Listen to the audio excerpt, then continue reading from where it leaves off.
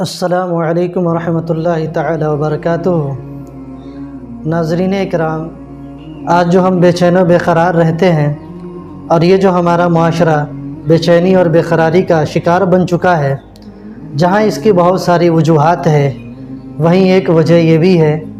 تو بنے رہیے گا ہماری اس ویڈیو کے ساتھ اور سبسکرائب کر لیجئے ہمارے اس فلاح امت چینل کو اور بیل آئیکن دبا دیجئے گا۔ لائک و شیئر کر کے کامنٹ کر کے ضرور بتائیے گا کہ یہ ویڈیو آپ کو کیسے لگی۔ حضرات محترم، آپ دیکھیں کہ پیارے آقا صلی اللہ تعالی علیہ وسلم کی ذات بابرکات میں معافی کا پہلو غالب تھا۔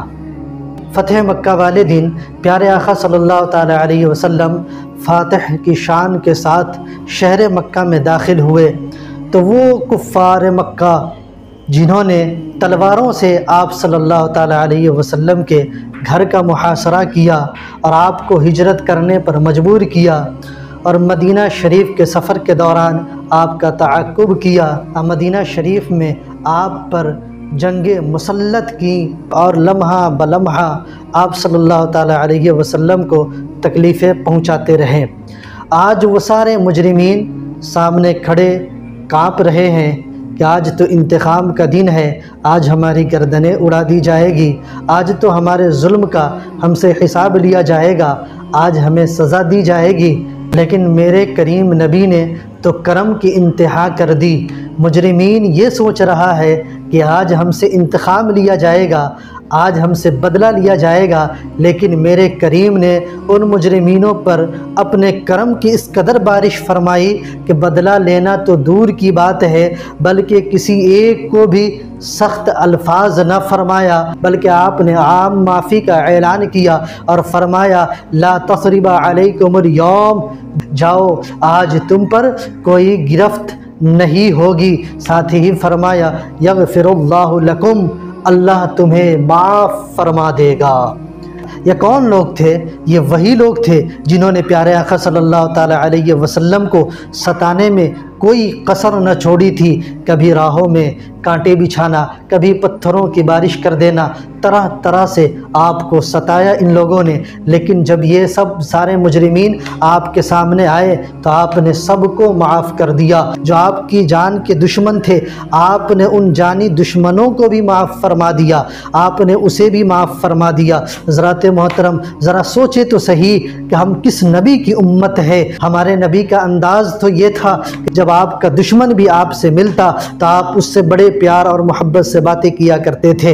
پیارے آقا صلی اللہ تعالی علیہ وسلم اپنے جانی دشمن کو بھی معاف فرما دیا۔ آج ہماری یہ حالت ہے کہ ہم اپنے بھائیوں کو معاف کرنے کو تیار نہیں ہیں، ہم اپنی بہنوں کو معاف کرنے کو تیار نہیں ہیں۔ ذرا سی بات پر ہم یہ کہتے ہیں ہم تو وہ ہے جو اینٹ کا جواب پتھر سے دیں گے۔ ہماری آج یہ حالت ہو گئی ہے، ذرا سی انبن کیا ہو گئی کہ ہم کہہ دیتے ہیں کہ جا ہم تیرے جنازے میں بھی نہیں آئیں گے، بلکہ یہ جملہ کہنا بالکل درست نہیں ہے کہ ایک مسلمان کو دوسرے مسلمان کے جنازے میں شریک ہونا یہ تو ثواب کا کام ہے۔ لوگ غصے میں یہاں تک کہہ جاتے ہیں جا ہم تیرے جنازے میں شریک نہ ہوں گے، صرف جہالت کی وجہ سے یہاں تک کہ جنازے میں شریک بھی نہیں ہوتے ہیں۔ جبکہ پیارے آقا صلی اللہ تعالی علیہ وسلم ارشاد فرماتے ہیں کہ تم معاف کرنے کو اختیار کرو، اللہ تعالیٰ تمہیں بھی معاف کر دے گا۔ حضرات محترم، آؤ ذرا پلٹ کے اپنے نبی کی سیرت پہ نظر تو ڈالو، اپنے نبی کی سیرت کو تو دیکھو۔ پیارے آقا صلی اللہ تعالی علیہ وسلم فتح مکہ کے دن آپ نے عثمان بن طلحہ رضی اللہ تعالی عنہ کو بلوایا۔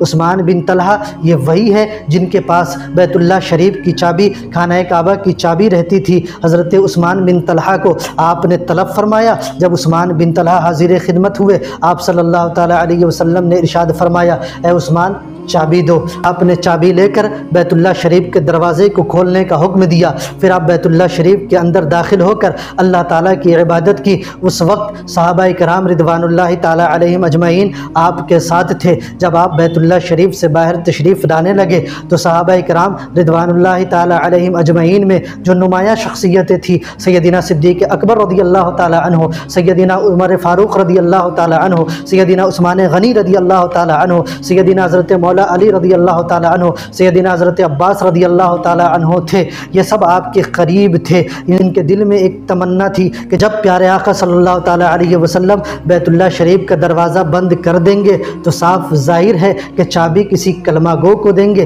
کسی کافر کو تو دیں گے نہیں، کسی کلمہ گو کو ہی چابی عطا کی جائے گی۔ جب کسی کلمہ گو کو چابی ملنی ہے تو کیوں نہ یہ چابی ہمیں مل جائے، اس لیے سب قریب قریب تھے۔ اور دنیا کا دستور بھی یہی ہے کہ جب کسی کو پاور ملتی ہے، جب کسی کو اختیار ملتا ہے، جب کسی کو اتھارٹی ملتی ہے تو پھر وہ اس کو نوازتا ہے جو اس کے قریب ہوتا ہے، جو اس کے قریب ہوتا ہے۔ پیارے آقا صلی اللہ تعالیٰ علیہ وسلم نے بیت اللہ شریف کا دروازہ بند کروا لیا اور عثمان بن طلحہ کو پھر دوبارہ طلب فرمایا۔ جب عثمان بن طلحہ دوبارہ حاضر خدمت ہوئے تو پیارے آقا صلی اللہ تعالیٰ علیہ وسلم نے ارشاد فرمایا، عثمان اس وقت کو یاد کرو کہ جب میں مکہ سے ہجرت کر کے مدینہ تشریف لے جا رہا تھا اور میرا بڑا جی چاہتا تھا کہ بیت اللہ شریف کے اندر، خانہ کعبہ کے اندر اپنے رب کی عبادت کروں، اللہ تعالیٰ کی عبادت کروں۔ میں نے تجھ سے کہا تھا کہ اے عثمان بیت اللہ شریف کا دروازہ کھول دے، میں اپنے رب کی عبادت کرنا چاہتا ہوں،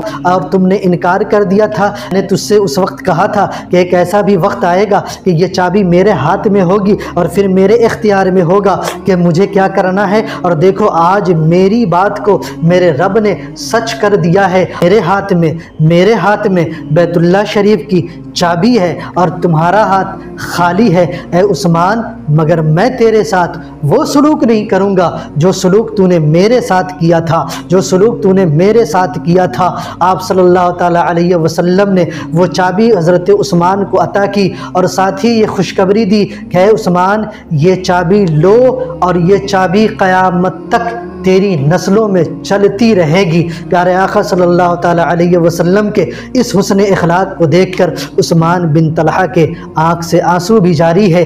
جب آقا کریم نے چابی کو سونپ دی تو عثمان نے اپنا دل بھی مصطفیٰ کو سونپ دیا اور کلمہ پڑھ کر مسلمان ہو گئے۔